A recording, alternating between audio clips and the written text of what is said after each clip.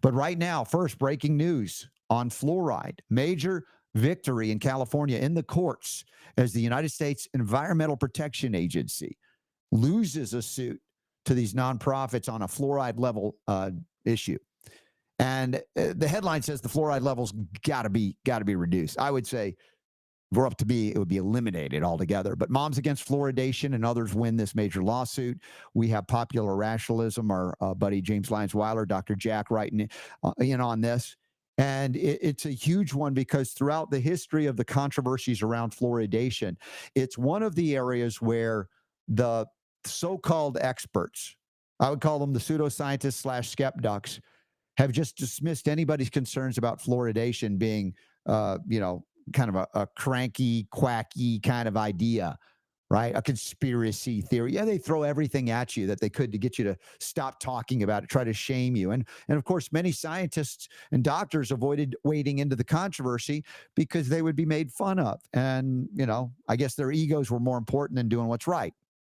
Now, it's interesting today as we dive headlong into a really intense, I think, exciting homeopathic discussion with Lisa Rooney, that one of the remedies that she wants to talk about, and I want to talk about with her, is arsenicum, arsenic, which is considered a metal, lead, arsenic, not as commonly thought of it. Oh, I see my arsenic, pieces of arsenic metal, but it is. And it's very toxic, but yet as a homeopathic medicine, it's very profound in how it can help, including the stimulating of a detox process to get arsenic out of the body, interestingly enough. We'll go there and a whole lot of other places. If you haven't been to her website, the easiest way is just to click on the link here at robertscottbell.com. And Super Don, you let me know if we have it already in our resources in the products section we love. In other words, today's show notes, the 25th of September, the first airing of this show, Wednesday in 2024. We have links to Vibrant Life 24/7. And of course, the Vibrant Life Integrative Coaching as well that she does. And I want to welcome her back to double down on homeopathy. Like, man, this is so much fun. I'm already having fun, Lisa. Welcome. I know. This whole fluoride thing makes me crazy. I want to tell a story. When my son was 3 years old, took him to the dentist, and the dentist told me he had some cavities, and the dentist told me that he had deep ridges in his teeth, and he was always going to be prone to cavities. And we needed to fill. He was going to need fluoride treatments, the whole thing. I was like, I'm going to think about this. At the time, I was just starting to work with a homeopath, and I called her up and I said, this is what the dentist has told me. Is there something that I can do? She's like, oh, yes, there's absolutely something we can do. So I gave my son Calcarea fluoride, and it's basically, it's a cell salt that we use. And I gave him Calcfluor, Calcphos, and Silica. Beautiful. Every single day for the 6 months, until his next checkup. We went back. Not only were the cavities gone, but he hasn't had a cavity since. See, already Lisa's been on for like less than 60 seconds, and she's nailed it. For all of y'all that are worried about teeth health, dental health, dental caries, degradation, right? Integrity of the tooth. And here we also know of the role of trace elements in our food and other ways to get them in, but homeopathically, these cell salts and the ones you mentioned, Calcfluor, Calcphos, and Silica, all critical, but done the right way. And the fluoric acid, the fluoride in that context is never going to reduce your IQ in that homeopathic introduction. And it will facilitate something that people were on to, but they borrowed this idea that fluoride could be just universally good ingested in quantity allopathically, where it becomes very toxic. Yeah. Well, and I'm suspecting that the Calcfluor will also help the body process the fluoride that's coming in, from unnatural sources. But yes, we call it the teeth trio, 6x potencies, and all three 6x potencies, and twice a day. Yep. And that's equivalent to 1 part per million, but it's not just diluted. Remember, homeopathic preparation is dilution, succussion of the shaking, and it alters it. It imparts information, knowledge, all of that that's communicated to the body. And I know that molecular reductionists, their heads explode when we talk about this, but their days are gone by. the shift is on. Consciousness is. We were talking about this before we went to air. All these years I've been doing this show, and it took how many decades for me to go, all right, we'll do homeopathy every day on the show, right? I'm like, I'm a homeopath, but I'm like, I felt like there was such resistance out there to it. Yeah. Yeah. And yet now it's like, please give me more. They're pulling it more, pulling it Mhm. more. And so, Lisa, the timing couldn't be better for you to join us regularly on the show and to bring your experience as well to this, your knowledge. And also, the Super Don confirms that on the homepage at robertscottbell.com, just scroll on down, and Lisa is there as one of our recommended providers, supporting sponsors. And you're doing amazing work. I'm so excited to connect with you this way. Thank you. Thank you. So, Teeth Trio, Calc Fluor, Calc Phos, Silica, also for moms of young kids who are growing. Great trio for growing pains as well, because it helps to feed the bones and reduce the growing pains. So, and don't forget about that when your boys sprout up in when they're Years. teenagers. Yeah. So it keeps coming back around. Mhm. Yeah. Activating the pathways of utilization of minerals, I think that's another aspect of this. And as you point out, there's so much intelligence in the way homeopathy interacts with your body's intelligence. It is smarter than any doctor. It is Mhm. smarter than any of the cells know what to do. We're just giving them, oh, remember? Yeah. Oh, yeah, I remember. And here we have the ability to do so much. And you don't have to be an expert, but it helps when people like Lisa have this experience to go, yeah, roll it right off. This is what we do. This is so, and it's like, yeah, and I've done it. Here you go. This Yeah. worked. This really And the worked. stories. I mean, I love to teach through stories because then you can remember, when you need to employ those remedies. Hmm. Yeah. So one of the things that you want to talk about today, and I'm like, this is perfect. We've just hit the autumnal equinox. Super Don loves it when I say that. We're in the northern hemisphere. We're going from summer to fall, then winter, and this is the time the kids are going back to school. There's a whole lot of more indoor time as the winter comes upon us, and less sunlight. So there's a lot of things that impact immune system dysregulation, if you will, where it's not fully engaged, and other cellular deficiencies and things that are occurring. And that could weaken our immune system, make us more vulnerable, susceptible. But maybe we're just fine, but we just think we're not. Maybe Right. we're just afraid of stuff because it's the season. I'm like, oh, it's flu season. I know I'm going to get sick. There are things that we talk about, the psychology, the emotional states in homeopathy. And I thought you could share aspects of this remedy that I don't often cover. Yeah. Yeah. This remedy is all about security versus insecurity. It's a very fear-based remedy. There's a lot of fears behind arsenicum.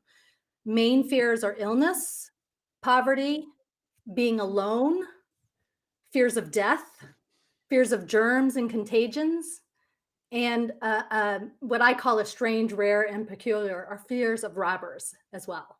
Hmm. So we think about it in terms of that. There's like an anxiousness. And this is why this comes up so often in my practice, because a lot of people find their way to me and they're dealing with some level of anxiety or emotional trauma or stress or overwhelm, whatever it is. So there's an anxiousness underlying. And so I'm always listening for these keynotes for arsenicum. What's the anxiousness? What's the restlessness? Is it a fear of illness? Is it a fear that I'm gonna end up alone? Is it a fear that I'm gonna have poverty and there's not gonna be anybody there to take care of me?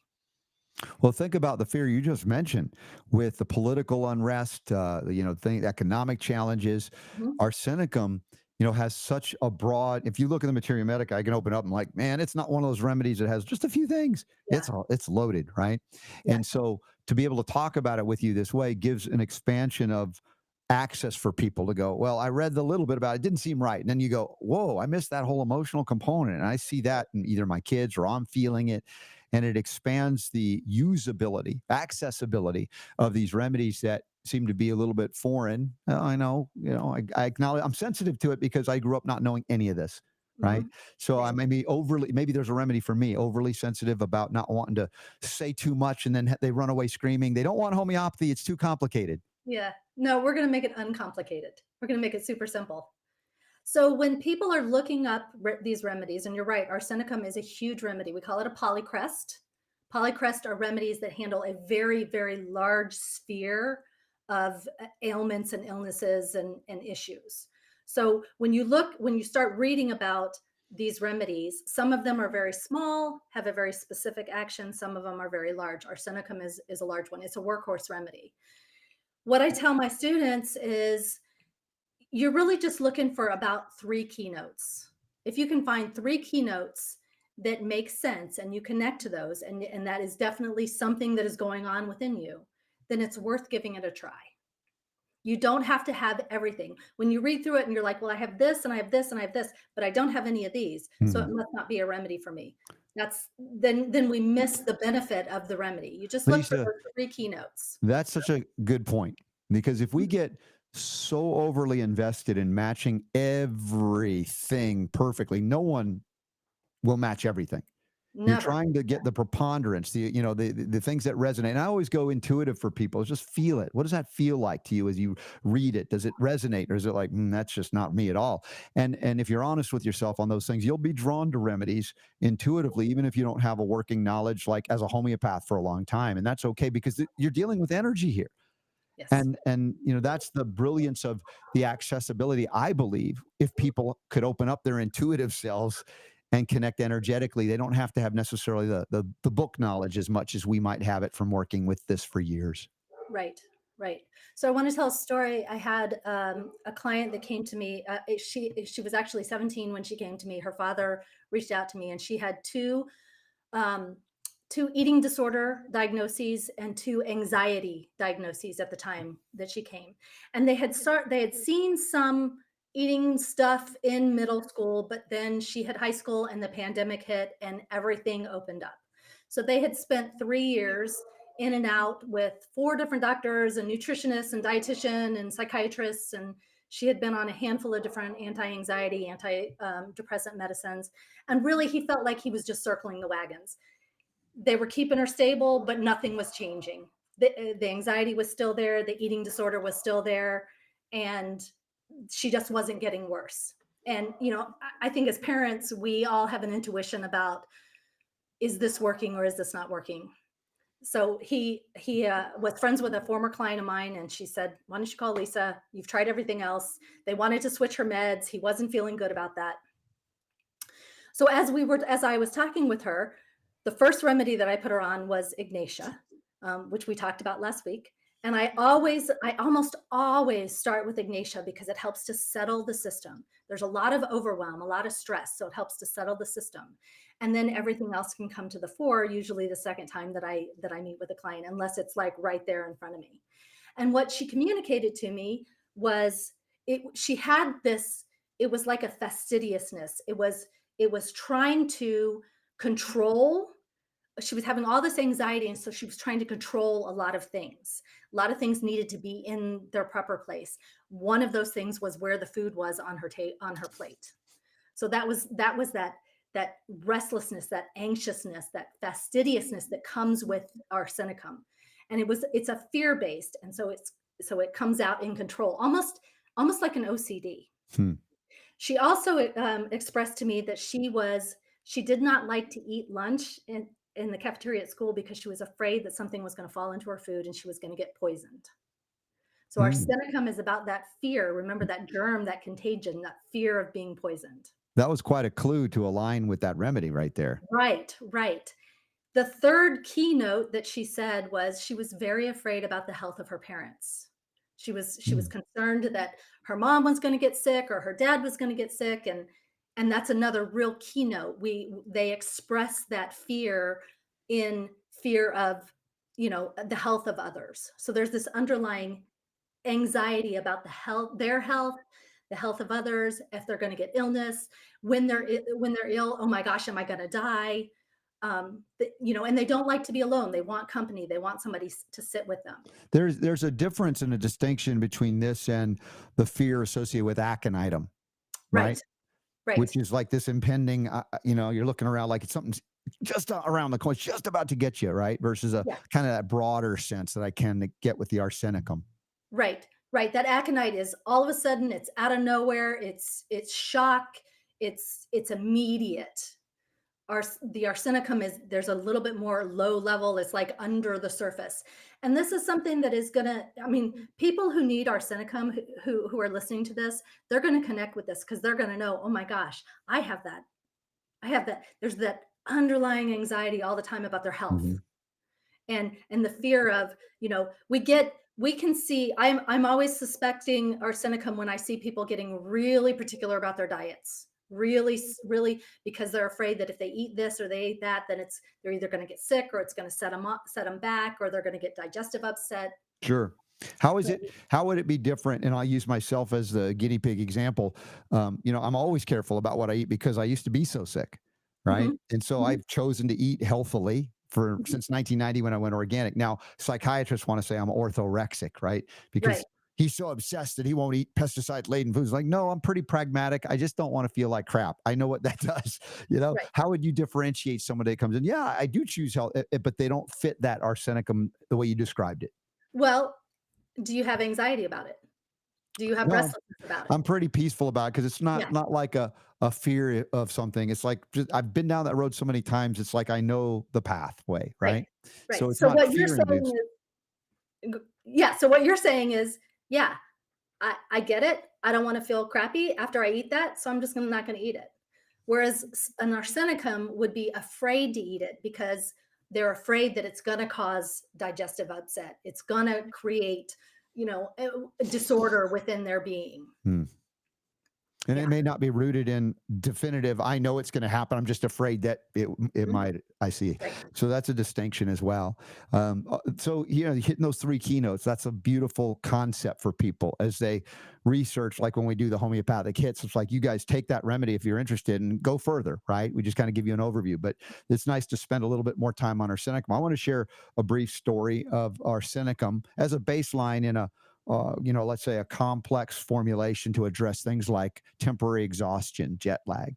Arsenicum is interesting because it seems to work with the adrenals. If I look at the physical response, it can stimulate the adrenals. Like a little bit of arsenic impacts that as we talk about the poisoning manifestations that lead to the provings in our understanding what the remedy is indicated for. And I have told the story many times over the years. It was like when I was in Georgia years ago, it was my early homeopathic years. I flew out to California and then drove a couple of hours to a store up in the high desert of, I don't know, Lancaster, Palmdale. I just remember this very vividly. And I didn't think about the time zone difference. I was new in this concept of traveling cross country, like 3 hour time zone difference. And I get there to do the lecture. I'm very excited. That same night I arrived. So I start early in the day in the East. Now my lecture starts at 7 o'clock in the West, which I forgot. Oh my God, that's 10 p.m. in my body clock that very day. And I start the lecture very excited. And about, I don't know, 20 or 30 minutes, I'm leaning against the wall. And I'm like, what is going on here? And people are looking at me like, you're talking to us about health and you can't even stay awake. And I said, I apologize, but I explained what I just done, right? And I'm not used to that. And then they grabbed one of the remedies off the shelf. I said, I need some arsenicum. And I took it, and an hour and a half later, I'm still going like nothing had happened. They witnessed this before their very eyes. And it was a great test for me. Not that I doubted it, but it was like, it wasn't even a thought. The next thing you know, is like, did he drink coffee? No, there was no coffee. And so it's a great arsenicum story that I had dealing with a temporary fatigue, not a chronic fatigue necessarily, but a jet lag scenario, which I was experiencing. Yeah, which really taxed your adrenals. That's brilliant. I never thought of arsenicum in that way. See this? I would think more arnica for Yeah. that jet lag. Yeah. This is But so cool to have this discussion with you because of, we both are homeopaths working with homeopathy, yet what do we gravitate to? How do we see remedies? How do we experience them? And this is why I always learn something new that's why I'm so excited having you on, because you're going to relate things that I would never relate even 30 years in. yeah, This is awesome. yeah, it's so exciting. Like I we're I always geeking out here. I always use arsenicum in what I call my clearing protocols for clients. So if I have clients who have a long history of pharmaceutical use, then I'm always using arsenicum as one of those remedies that might be in their formula. Mhm. And I assume that their adrenals are taxed and their liver is taxed because they've had to process all of the pharmaceuticals and all the toxins. Yeah. Yeah. Hey, Super Don, I got to ask you: are you zoning? This is my fear. Again, maybe we got to look at the remedy, the emotional state that I carry into these things. I'm genuinely so excited talking about this stuff, but I've always had this fear, like the audience is going to go, "You guys are so weird," and I don't care that Now, they hold think I'm on. Let me weird. stop you right there. Okay, Let me okay, stop you right. Lisa, you might, yeah, if you just heard what Robert said, yeah, yeah. She got you remedy might for me. know the question I'm going to ask you now.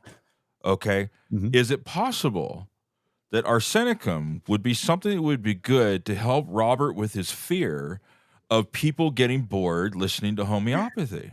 Yeah, it's a long-standing thing. I got that. I will Hey, say it is possible. It is Mhm. definitely wow. Did you possible. see what just happened here? Isn't that That's awesome? great. I'll send you the bill in my bill in the mail. Thank you, Dr. Super Don. So, that's the point of, I get into something so much and I feel a responsibility to deliver great information to the audience that tunes in. Yeah, we want to educate information, but entertain to it all. And I don't want people to drone off. And I may have a complex from the one time it happened. I'm waving at my honey now. Hi, honey. I remember that one.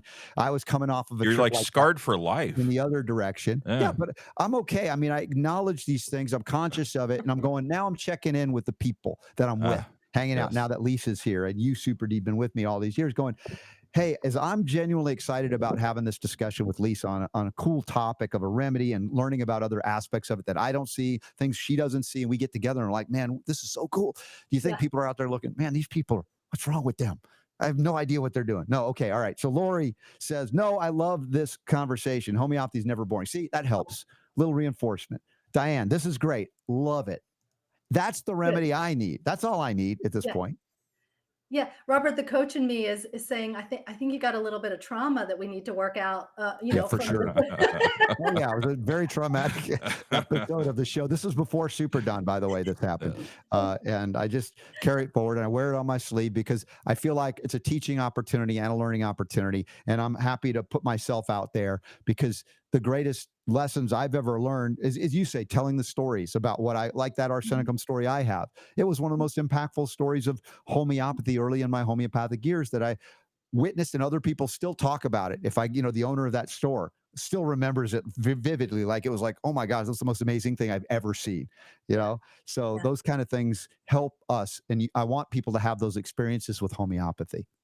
Well, and not to leave your audience on a cliffhanger, but this client that I was telling you about, um, within 3 months of being on those remedies, arsenicum and ignatia, I got a text from her father that said, "Oh my goodness, she just ate everything on the plate. Is this stuff for real?" Within 6 months, she was undiagnosable. Now, I was also working with her on a coaching basis. So we were meeting twice a month and we were working through as the remedies were, loosening the hold that all this anxiety and food control had on her. I was coaching her along the way. So she had a space that she could work through the things that were coming up. But yeah, within 6 months. Hmm. Isn't that amazing?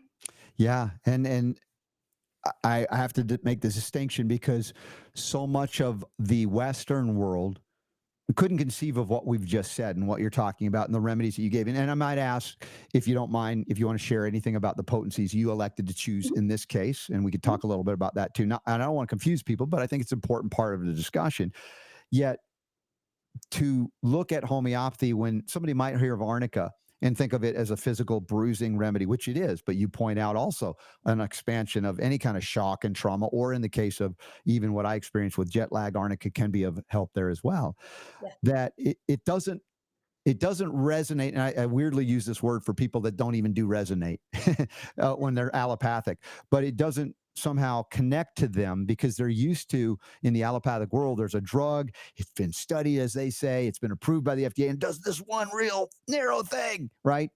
To conceive of a remedy that can do, yeah, that, and it can do that, and that's inconceivable, right, And so I hear that too, coming from my background as well. That's why I'm very sensitive to how do we communicate this, and sometimes it may never land for some people. I get that, yeah, uh, but it's an amazing thing when you see all the wide variety of things one remedy can do, much less in combination, or how another remedy might appear to be the right one, and it like has some of the things, but it doesn't match up well enough, and you don't get the response, and you think, oh, homeopathy doesn't work, yeah. and that's not necessarily the case. Yeah. Yeah, usually when that happens, I'm like, well, we either chose the wrong remedy, we chose the wrong potency, or there's an obstacle to cure.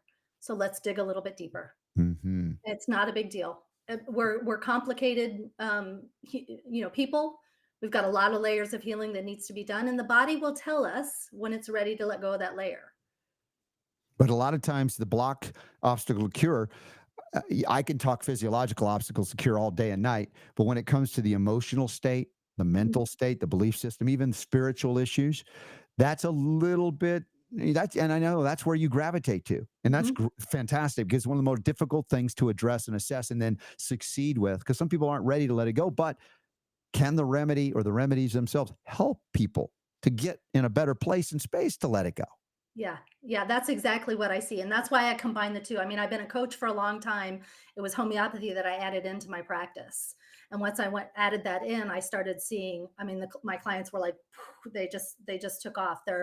Their awarenesses, their ability to let go of those limiting beliefs, their ability to process their emotional traumas, it just came quicker, it came easier. It's yeah. And I think it's beautiful because and the way that I describe it, the way that I experience it and what I witness with my clients and even, my own self because I'm on my own set of remedies to work on my own stuff too, is it's like our nervous system processes everything that comes in from our environment.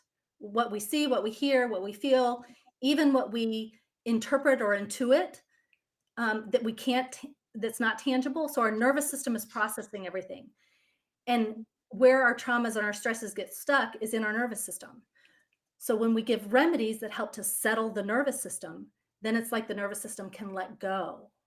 And then that can bubble to the surface. And then, with my clients, because I'm coaching them as well, we've got a space within that coaching relationship to process that. Hmm. So let's talk about the potencies. I'm not saying that you believe in a one size fits all for everybody. Everybody needs the same exact thing. That's not the point.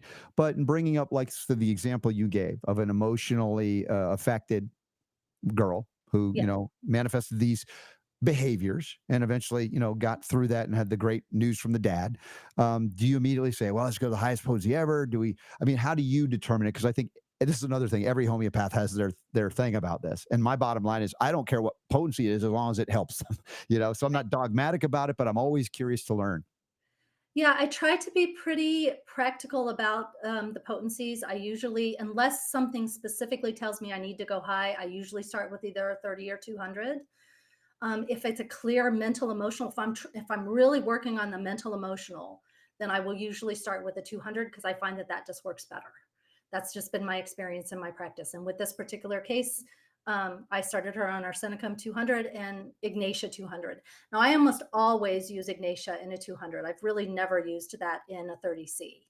So I recommend everybody have Ignatia at least in a Mhm. 200 in their kit. Arsenicum, I think everyone should have that in a 30C and a 200. The 200 hits a little bit more of the emotional level. The 30C, I use it a little bit more for the physical stuff. So when you actually have been poisoned, you've gotten food poisoning, Mhm. I usually start there. But it just kind of depends. It also depends on the intensity of the symptom. If it's a 3 or a 4 or a 5 out of 10, then maybe a 30C is fine, but maybe we need to go a little bit higher if it's a higher intensity. Mhm. Do you remember how frequently you were recommending this young lady to Mhm. go take the remedy? Was it once in a month? Was it once in a week? Was it once in a day? What kind of things worked for her? Yeah, so I'm a little bit different. I depart from classical in this way.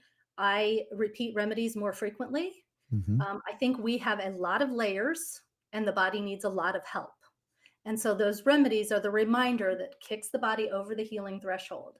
And so I find that my clients need, um, because there's so many layers and there's so much mental stuff going on. Mhm. And then, of course, the physical stuff as a result of all their emotional, traumas that are going on, that the body needs more reminders.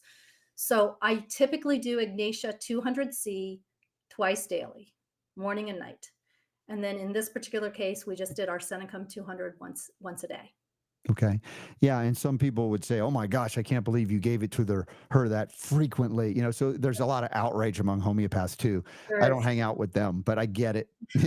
Yeah. Everybody's got their thing, but I always love to be open to hearing because the success is the success. The things that don't work, you don't, and you got to retool and figure out is it the right remedy? Is a different potency in order, more Yeah. frequently, less frequently, that kind of thing. And as much as we're going to be learning a lot and teaching a lot on this subject, there's always more to learn. And there's There always always is. another, oh, well, that you said worked. It didn't work here. Well, there's always aspects of this that are unique to each individual case and be willing and flexible enough to respond to that need. And that, Right. to me, that's what makes a good healer of any kind, much less a good homeopath, that we don't become overly dogmatic about things and just are open and sensitive to, I'd say the messages, whether you call it intuition or from spirit. However, that's an important part of the message for me. Mhm. Well, there is an art to healing, and that's a lot of what we do as healers is there's a very much an intuitive process to it. But there's also a learned process. And I personally I don't I really don't care how people come to homeopathy. I'm just interested in them coming to homeopathy. And so it doesn't matter. I think the disagreeing that homeopaths do with other homeopaths is ridiculous. It doesn't serve this beautiful medicine.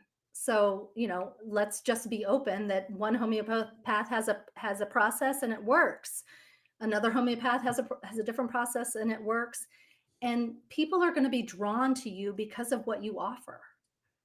And so the people that show up typically they need my style and my style works for them. And if it doesn't, then there's plenty of other homeopaths out there that they can go to that have a different style. And that's perfectly okay. I'm more concerned that they're getting help. Bottom line, yeah, exactly. And that's why Lisa is here, because she resonated. All of those things are so important to me. And I knew and know that we're going to have different experiences, even perspectives on homeopathic prescribing. But I'm made better by these interactions. And I hope that you all as well, because many of you have experience with homeopathy and some are just getting started. And to have these other views, reflections on it, to me, what a great gift. I'm so grateful we can do this. Yeah. And I do think we need to know what we're doing. We should not be randomly just throwing remedies at ourselves. We shouldn't be piling a ton of remedies on. I do use more oftentimes, unless I can find just one remedy. I oftentimes am using more than one remedy within my practice with my clients. But as long as we've got a very solid rationale, I find that it works. I find also the almost infinite capacity to process information subconsciously, if you will. Right. Our minds, our conscious minds can't figure out, how to keep our heart rate and our blood sugar and our body temperature regulated. It's nothing we don't say, oh, I have to think about this, right? It's all autonomic, if you will.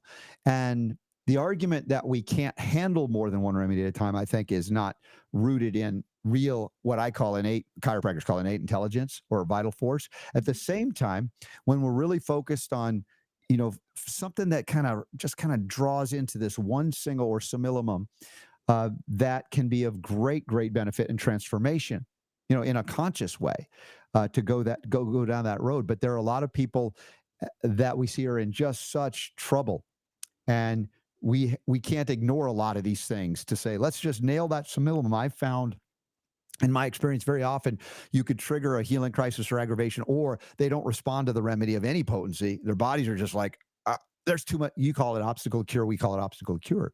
And Mhm. so this doesn't preclude the consideration of what I call the clearing of the terrain, right? Right. Knowing that we have a polluted body, we have a deficient body. We don't necessarily ignore those things, but homeopathy does work at that deep energetic level that the food is a physical thing that gets transformed through digestive processes to use by the metabolism, and then it's energy. It's a crude thing relative to what we're dealing with: subtle force, vital force, etc. And that's why I think there's been I guess maybe an antagonistic relationship, because people think it has to be all of this and all of this, none of that, none of that. Yeah. And that's not life. Yeah, and I don't see that in my clients. Every client needs something different. So everything is very customized when I'm working with my clients because I'm working with where are their emotions, where are their physical, where are their thoughts, where's their toxicity, where's their trauma. We talked about the three T's, I think, in our first conversation. Everybody's got layers. I think in Hahnemann's time, it was much easier because we didn't have the layers of toxicity that we have now. And sometimes I hesitate to say that because I don't wanna be like, "Oh, it's all doom and gloom. We're all so sick. We're all" No, that's not it. But we do have layers of toxicity, You know? and sometimes that toxicity is our emotional and our thoughts. Yes. And the acknowledgement of the difference in our environment is not in any way a a doom and gloom. But I think to not acknowledge it can lead us to doom and gloom because we would Mhm. try everything and like, why isn't it working? And we say, oh, I forgot the environment's different. And Right. that's where I go into, the book called Homeopathic Love Story, which really gave me some insight into the latter years of Hahnemann. So I understood as dogmatic as we can read the organon, the various, you can find out, well, he was later in his life, he even said, well, I changed a little bit because I had to meet the needs of these people in this environment, which was different. Yeah. And that doesn't mean you suddenly hate homeopathy, right? It's like the insane level of dogmatism that can hit any profession and all the healing professions, including homeopathy. And so, why this is also refreshing. By the way, I had another comment. This is on our website at robertscottbell.com from our friend Gretel. She says, I geek out when Robert discusses in detail any healing protocols or remedies. Very much appreciate the sound information. And thank you, Gretel, for that. No, good. Just a reinforcement. Hey, I'm human. I mean, I don't need the praise. That's not what I'm at. I'm like, I want to know that this is serving you guys, that you're benefiting from this in some way. That really, as I say, that fills me up with, happiness, so to speak. So thank you for that comment, Gretel. We have, our homeopathic hits each day where I do a short version. You joined me for the first time. It was like, I know for you, the first time you were on, it was like, what is this show? What are they doing? And how are they doing it? Like, as we were talking before we went to air, it's not very formal, right? I don't do formal so much. I mean, I have dressed up in a tux, but it's not my nature to do Yeah. that. Yeah. Uh, Yes, but the arsenicum in me is yes. like, I need to get the Give me that detailed. So I appreciate you flexing with me as we're doing a dance here too in Mhm. developing a rapport, a communication, a relationship, because I feel it's so important for all y'all out there that are watching or listening later that you gain something tremendous from all of these interactions. Because I can tell from when I met Lisa, her commitment, I could feel that integrity, that heart of healing. And of course, it's coming through the female experience more than the male. And that changes and differs the way it's going to be communicated. And rather than running from it as a guy, it's like, I don't do this female stuff. I'm like, no, this is such an important aspect for all of us because we have both masculine and feminine traits, some more than others in certain directions. But these things can lend themselves to interpretation or resonance with remedies or certain aspects of these remedies. So I'm probably overly verbose in describing what I'm trying to explain here about having you on to do this kind of discussion. But suffice it to say, it's awesome. I agree. I'm having a great time. So So tell everybody before we do the homeopathic kit, we have you linked up now in our resources page on the front page. So you just scroll down and you can find Lisa and how to connect. But for those that are new and haven't met you yet, what kind of things can you help them with? So most people find their way to me through anxiety, stress, overwhelm, emotional trauma, and as a result, their body is saying, "I'm stressed, we're traumatized," and they're having a lot of physical issues as well. And Hmm. so what I do is I help people feel more calm and present in their daily lives through the use of traditional life coaching, some somatic and energy-based healing techniques, and then homeopathy. And so the best way is to go to your website, I think. Yes. And we have it linked up so you can just click on it. But if I want you to remember it, the easiest way that I can remember it is vibrantlife247.com. Yeah, that's fine. Either Yeah. that or Vibrant Life Integrative Coaching, either one is fine. Hmm. And on there is a work with me page, and all the things that I offer are on that page. And I just want to make note, I'm going to be starting a group, a monthly membership after the new year. We're going to talk about homeopathic remedies. We're going to talk about healing. We're going to talk Hmm. about all of the things that we are dealing with. Right there it is, soul healing for humans. Oh, nice. So it's a group coaching, mentorship, and homeopathic learning community.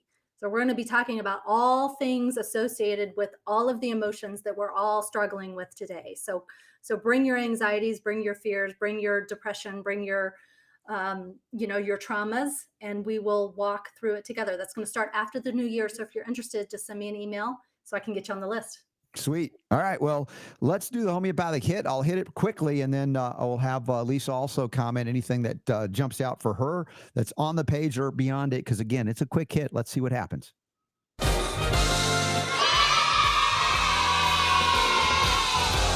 playing all of the homeopathic hits every day, right here on The Robert Scott Bell Show. What happens when you overdose on homeopathy? Nothing. You're okay. You don't die.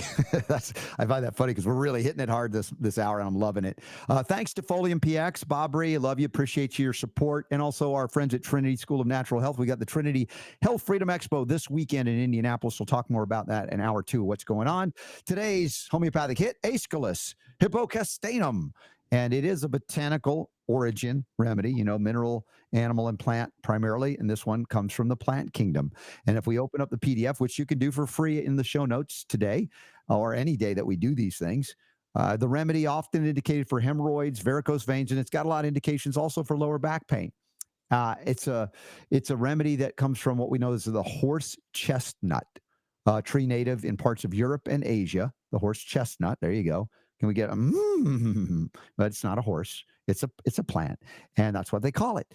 Now, the key remedy indications, again, not all of them, but in the quick hit, hemorrhoids is one of the most indicated for Aeschylus. So if you have painful swollen hemorrhoids, when there's a cessation of fullness or sharp pains, throbbing pains, different things can be very helpful for you. And of course, as you might imagine, hemorrhoids are a vascular issue. Yes, there is impact. Aeschylus indicated also for varicose veins, where swelling and heaviness is present. You can read about it more. And yeah, there's some indications in the Materia Medica. And just like some of these other remedies, it's not just this. You start reading, you're like, well, there's a lot more there. But lower back pain is also indicated.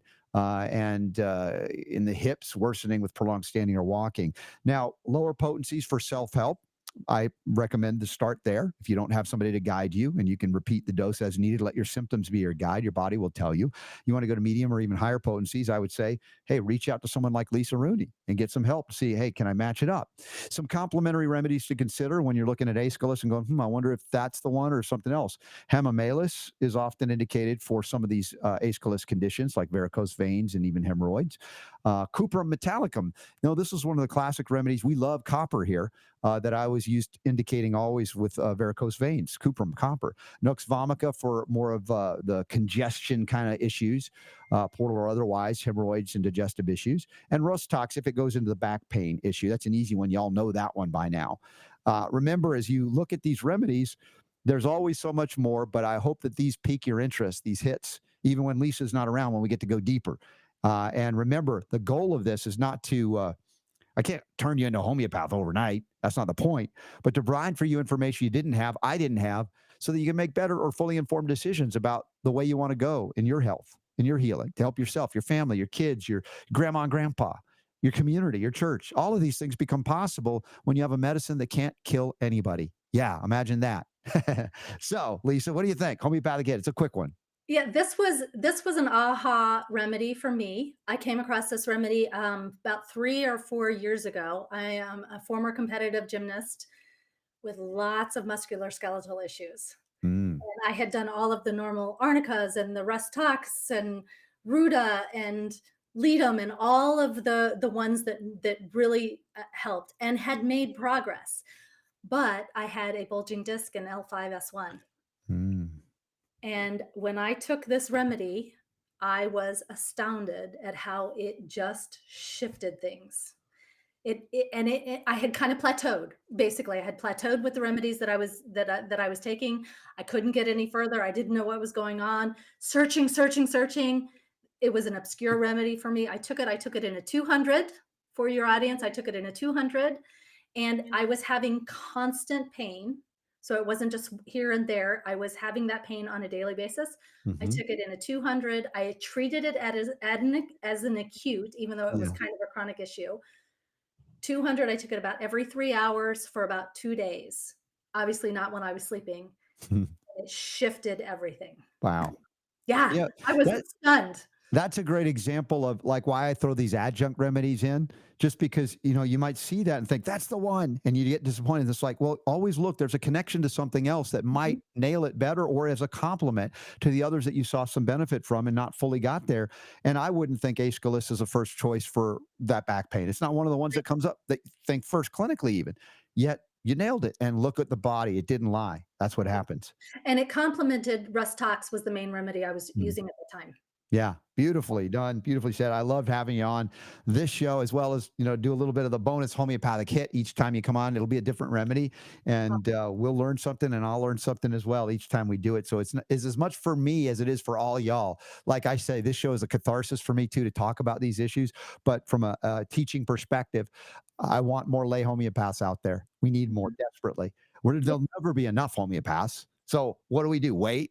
No, and do it. Integrate with things that you already know that work, and see the adjuncts and how it even makes it better.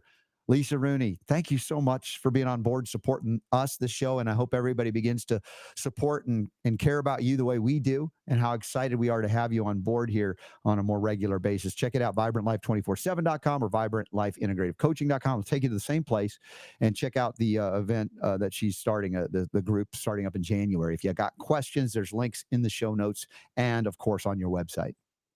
Thank you. Thank you so much. This was a great conversation. I really enjoyed it. Yeah, you won't need arnica for it, I don't think, right? Nope. No.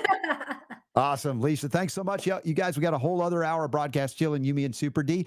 And remember, I think we've done a good job of reminding us, each of us, what this is all about, that the power to heal really is yours.